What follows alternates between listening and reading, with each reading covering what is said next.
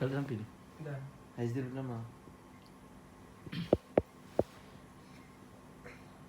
Sidik dah juga dah. Belum.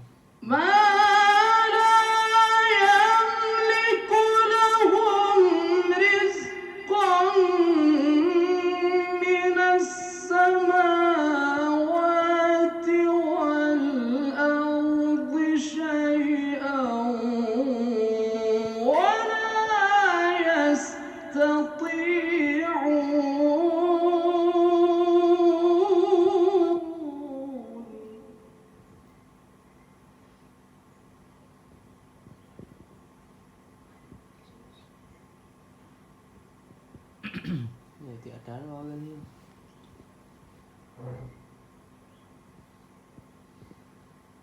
فلا تضربون لله الأمثال إن الله يعلم وأنتم لا تعلمون.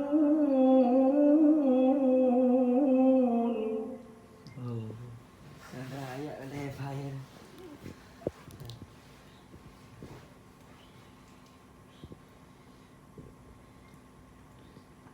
Yang dua bulan kalau kan anak ihli lupa lah anak ihli tapi ya dengar tu share ضرب الله مثلا عبدا مملوكا لا يقدر على شيء ومن رزقناه منا رزقا حسنا.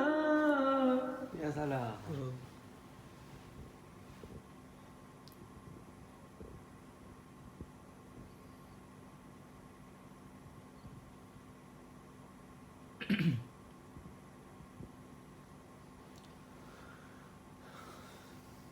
ومن رزقناه منا رزقا حسنا فهو ينفق منه سرا وجهرا.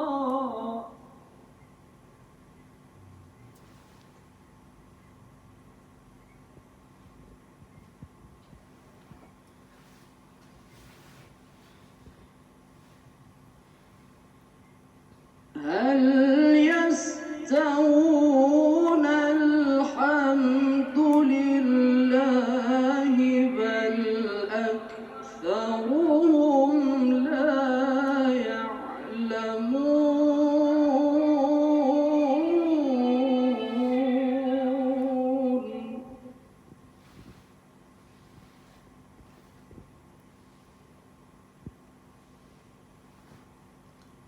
orang harapan lah harapan sat harapan paduk selisih lah وضرب الله مثلا رجلين أحدهما أبكم لا يقدر على شيء. Bagus dia di sini. Okey.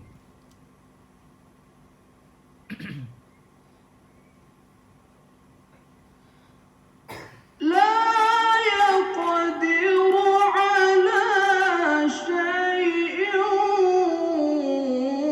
وهو كل على مولاه.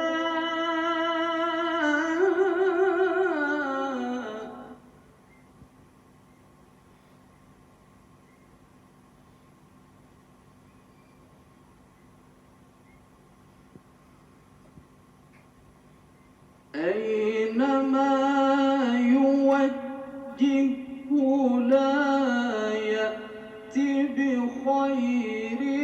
هل يستوي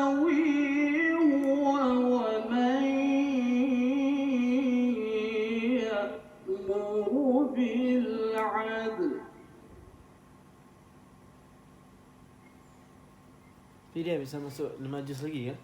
Ha? Masih bisa? Masih. هل يستوي هو ومن يأمر بالعدل وهو على صراط